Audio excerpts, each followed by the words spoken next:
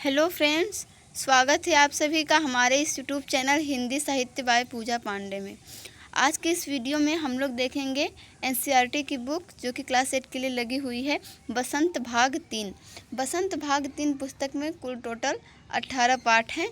आज की वीडियो में हम लोग उन सभी 18 पाठ से महत्वपूर्ण प्रश्नों को सॉल्व करेंगे जो कि केवीएस टीजीटी एग्ज़ाम के लिए इम्पोर्टेंट हैं। तो चलिए शुरू करते हैं। पहला चैप्टर जैसा कि आप लोग देख रहे हैं, ये है ध्वनि। ध्वनि पाठ जो है इसके रचनाकार हैं सूर्यकांत त्रिपाठी निराला।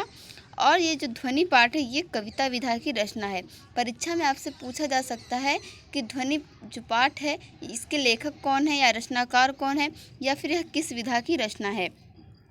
सूर्यकांत त्रिपाठी निराला की बात करें तो इनके कुछ अन्य काव्य संग्रह भी हैं, जैसे अनामिका, परिमल, गीतिका, सरोज स्मृति, राम की शक्ति पूजा, तुलसीदास, अणिमा, नए पत्ते, अर्चना, आराधना, ये सभी इनकी बहुत सारी रचनाएं हैं। देख लेते हैं इस ध्वनि कविता को। आप लोग चाहें तो शॉर्ट नोट्स तैयार कर सकते हैं जो कि एग्ज़ाम टाइम पे आपके रिवीजन में काफ़ी हेल्पफुल होंगे। एक तरफ आप लोग पाठ का नाम लिख लें, फिर उसकी विधा लिख लें और फिर उसके रचनाकार का नाम लिख लें और फिर उसके नीचे रचनाकार से संबंधित जो मैंने और तथ्य बताए हैं कि इनकी कौन कौन सी रचना है आप उन्हें लिख सकते हैं।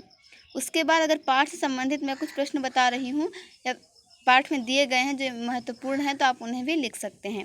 चलिए शुरू करते हैं ध्वनि कविता को। अभी न होगा मेरा अंत, अभी अभी तो आया है मेरे मन में मृदुल बसंत, अभी न होगा मेरा अंत। हरे हरे ये पात, डालियाँ कलियाँ कोमल गात, मैं ही अपना स्वप्न मृदुल कर फेरूंगा निद्रित कलियों पर, जगह एक प्रत्यूष मनोहर। पुष्प पुष्प से तंद्रा लालसा खींच लूँगा मैं, अपने नव जीवन का अमृत सहर्ष सींच दूँगा मैं, द्वार दिखा दूँगा फिर उनको, है मेरे वे जहाँ अनंत, अभी न होगा मेरा अंत। रचनाकार सूर्यकांत त्रिपाठी निराला। तो ये आपने देखी पूरी कविता जो कि ध्वनि है, इसके रचनाकार हैं सूर्यकांत त्रिपाठी निराला जी। आइए देखते हैं इस पाठ से जुड़े कुछ महत्वपूर्ण शब्दार्थ जो कि हमें परीक्षा में पूछे जा सकते हैं, जैसे कि तंद्रालस। तो तंद्रालस का मतलब होता है नींद से अलसाया हुआ, और लालसा का अर्थ हो जाएगा कुछ पाने की चाह, अभिलाषा या जिसे हम इच्छा भी कहते हैं। गात का अर्थ हो जाएगा शरीर और पात का अर्थ हो जाएगा पत्ता। मृदुल का अर्थ होता है कोमल, प्रत्यूष मतलब होता है प्रातः काल और निद्रित का अर्थ हो जाएगा सोया हुआ। चलिए देखते हैं अगला चैप्टर। यह है पाठ संख्या 2, लाख की चूड़ियाँ।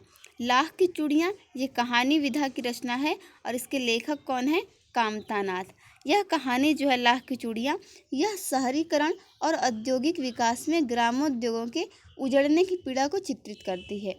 और जिसके रचनाकार हैं कामतानाथ, इनका कुछ प्रमुख कहानी संग्रह है, जैसे तीसरी सांस, शिकस्त, रिश्ते नाते, छुट्टियाँ। कुछ उपन्यास भी इन्होंने लिखे हैं कामतानाथ ने। सुबह होने तक, तुम्हारे नाम, पिघलेगी बर्फ, काल कथा। ये थे कामतानाथ से जो कुछ महत्वपूर्ण तथ्य। यह है लाख की चूड़ियाँ। कहानी अगर हम आपको पूरा बताएंगे तो वीडियो काफ़ी लंबा हो जाएगा, इसलिए कहानी को हम लोग किसी अन्य वीडियो में अलग से पढ़ेंगे।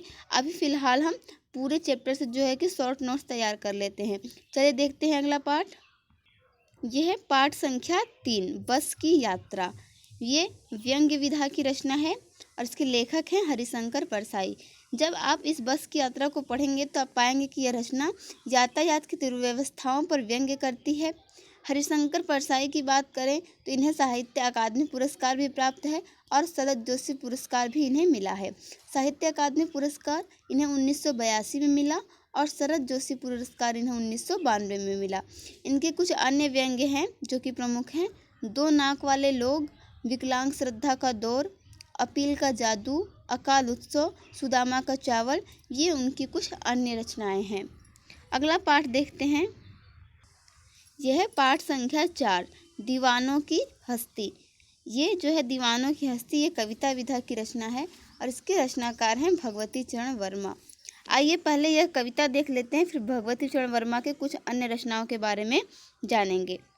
हम दीवानों की क्या हस्ती है, आज यहाँ कल वहाँ चले, मस्ती का आलम साथ चला, हम धूल उड़ाते जहाँ चले। आए बनकर उल्लास अभी, आंसू बनकर बह चले अभी, सब कहते ही रह गए अरे तुम कैसे आए कहाँ चले। किस ओर चले यह मत पूछो, चलना है बस इसलिए चले, जग से उसका कुछ लिए चले, जग को अपना कुछ दिए चले। दो बात कही दो बात सुनी, कुछ हंसे और फिर कुछ रोए, छक्कर सुख दुख के घूंटों को हम एक भाव से पिए चले। हम भिखमंगों की दुनिया में स्वच्छंद लुटाकर प्यार चले, हम एक निशानी सी उर पर ले असफलता का भार चले। अब अपना और पराया क्या, आबाद रहें रुकने वाले, हम स्वयं बंधे थे और स्वयं हम अपने बंधन तोड़ चले। ये जो है ये कविता है दीवानों की हस्ती, जिसके रचनाकार हैं भगवती चरण वर्मा। भगवती चरण वर्मा के कुछ उपन्यास बहुत ही प्रसिद्ध हैं जो कि परीक्षा में अक्सर पूछे जाते हैं, जैसे चित्रलेखा, टेढ़े मेढ़े रास्ते, भूले बिसरे चित्र, 3 वर्ष, पतन, थके पाँव, अपने खिलौने, सीधी सच्ची बातें। ये इनके कुछ उपन्यास हैं। नाटक की बात करें तो वसीहत, रुपया तुम्हें खा गया, सबसे बड़ा आदमी, इनके कुछ प्रमुख नाटक हैं। आइए अब देखते हैं अगला पाठ। पाठ संख्या 5 ये है चिट्ठियों की अनूठी दुनिया। चिट्ठियों की अनूठी दुनिया ये जो है निबंध विधा की रचना है और इसके लेखक हैं अरविंद कुमार सिंह। जब आप इस निबंध को पढ़ेंगे तो पाएंगे इस निबंध में संवाद माध्यमों की विकास यात्रा का रोचकता से विवरण किया गया है। यह पाठ संख्या 6 भगवान के डाकिए। भगवान के डाकिए कविता विधा की रचना है और इसके रचनाकार हैं रामधारी सिंह दिनकर। आइए पहले यह कविता देखते हैं, फिर रामधारी सिंह दिनकर की अन्य रचनाओं को जानेंगे। पक्षी और बादल ये भगवान के डाकिए हैं जो एक महादेश से दूसरे महादेश को जाते हैं। हम तो समझ नहीं पाते हैं, मगर उनकी लाई चिट्ठियाँ पेड़ पौधे पानी और पहाड़ बाँचते हैं।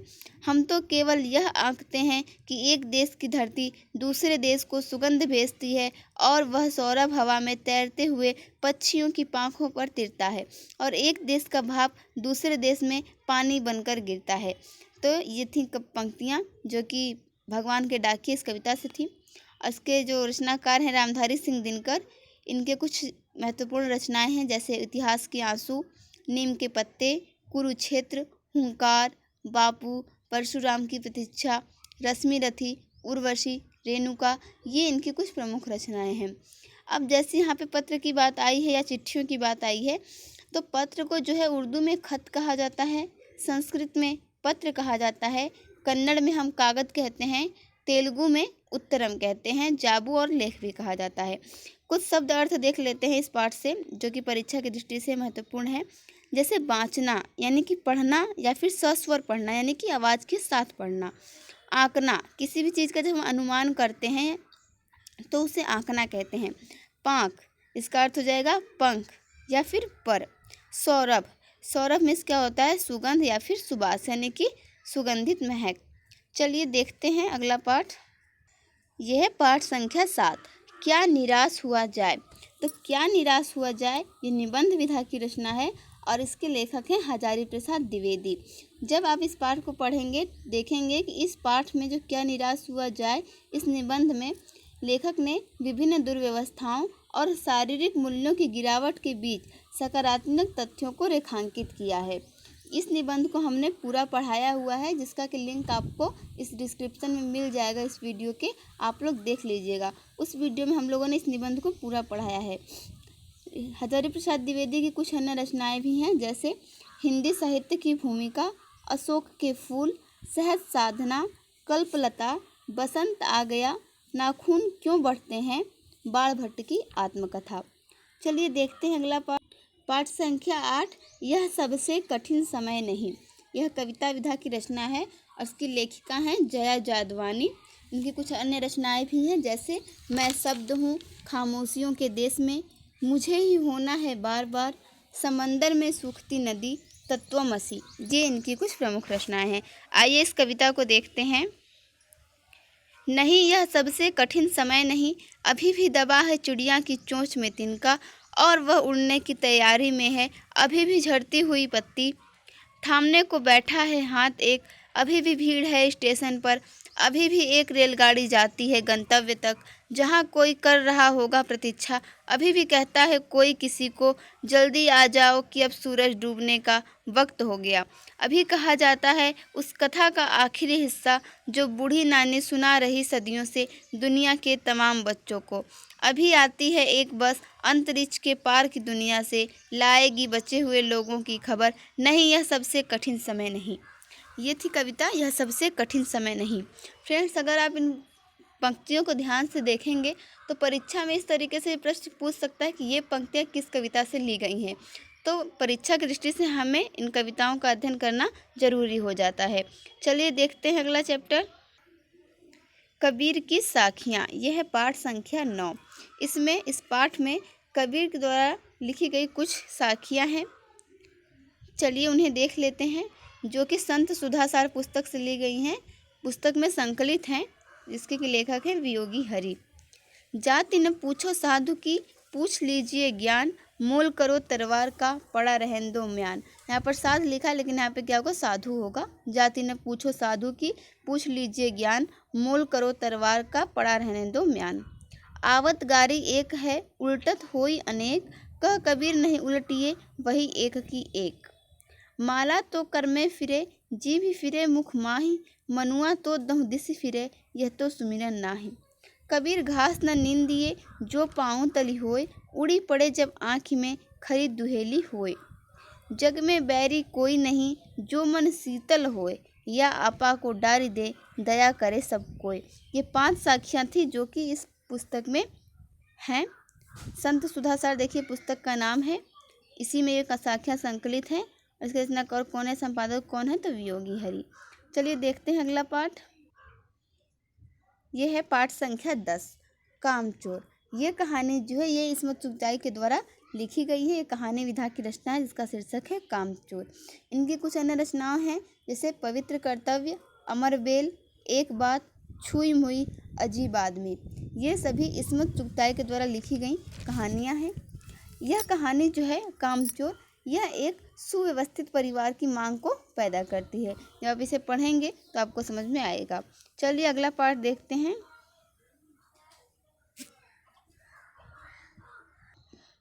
जब सिनेमा ने बोलना सीखा, पाठ संख्या 11।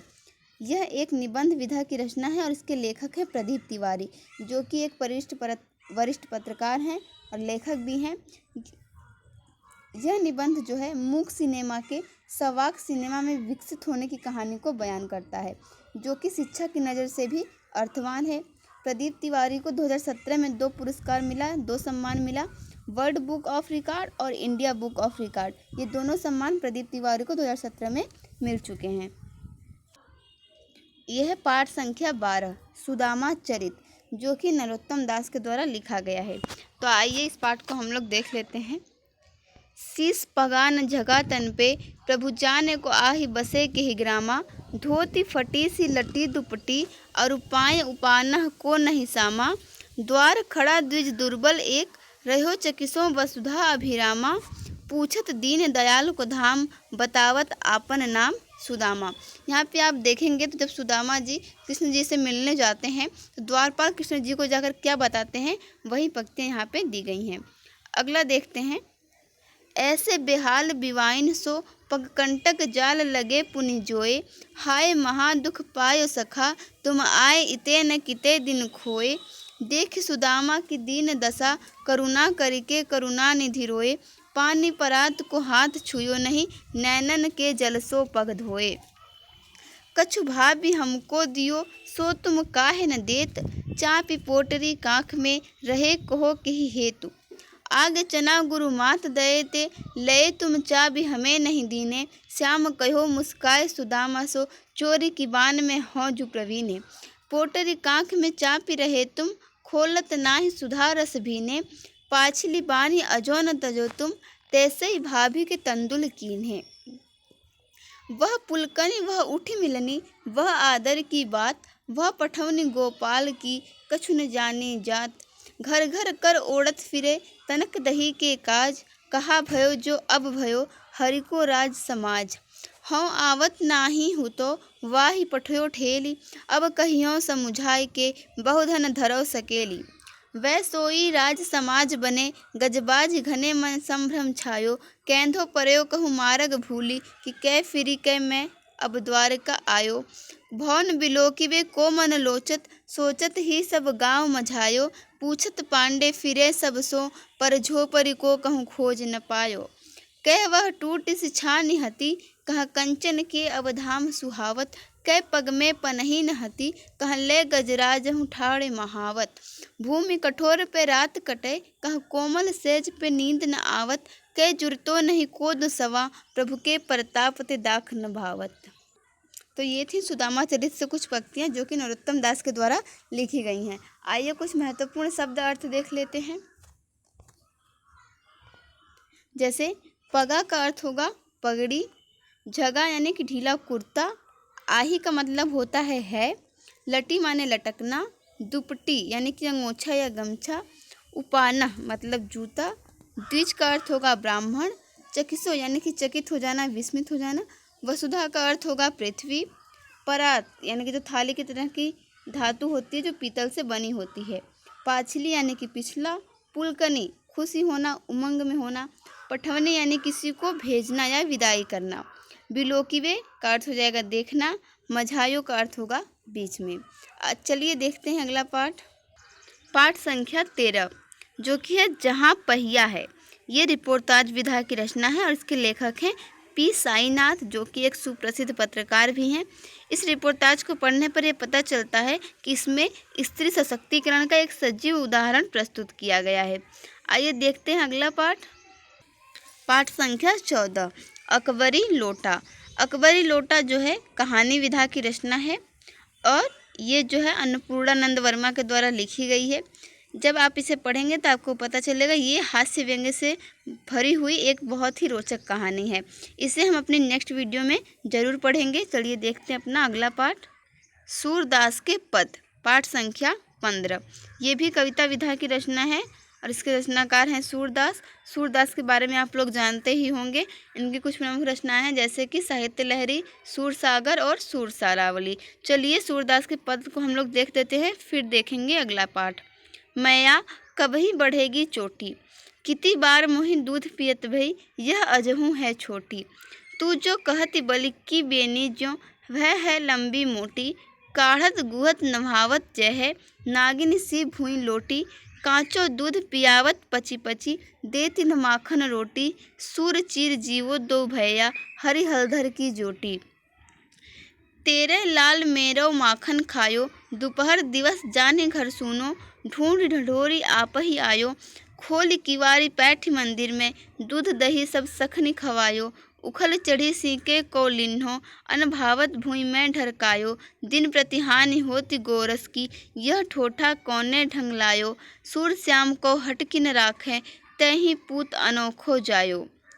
तो ये थे दो यहाँ पे पद दिए गए हैं सूरदास के इस पाठ संख्या 15 में। आइए देखते हैं पाठ संख्या 16। यह है पानी की कहानी। ये निबंध विधा की रचना है और जिसके लेखक हैं रामचंद्र तिवारी। पानी का मानवीकरण करते हुए उसकी विभिन्न अवस्थाओं का विवरण दिया गया है और इस निबंध से जल के निर्माण और अस्तित्व चक्र की भी जानकारी हमें मिलती है। पानी की कहानी निबंध विधा की रचना है, आप लोगों को याद हो गया होगा, और इसके लेखक हैं रामचंद्र तिवारी। आइए देखते हैं पाठ संख्या 17। यह बाज और सांप। ये भी कहानी विधा की रचना है और इसके लेखक हैं निर्मल वर्मा। बाज और सांप ये कहानी है, उसके साथ साथ ही एक बोध कथा भी है। यह है पाठ संख्या 18 जिसका कि नाम है टोपी। ये भी एक कहानी विधा की रचना है, इसके लेखक हैं संजय। इस टोपी कहानी में लोक कथा का पुनर्सृजन किया गया है। यह सत्ता से जनता के संबंधों की समीक्षा करती है। तो इस तरीके से हमने कुल 18 कहानी को देखा जो कि बसंत भाग 3 पाठ्य पुस्तक में संकलित है। उनके लेखक कौन है और वह किस विधा की रचना है तथा उन लेखकों की अन्य कौन कौन सी रचनाएं हैं, ये सभी चीज़ें जो कि हमारे KVS TGT हिंदी एग्ज़ाम के लिए इम्पोर्टेंट थी, उन सभी को हम लोगों ने इस वीडियो में देखा। उम्मीद करते हैं वीडियो आपको पसंद आया होगा, तो अपने फ्रेंड्स को भी शेयर करें। Thank you for watching this video.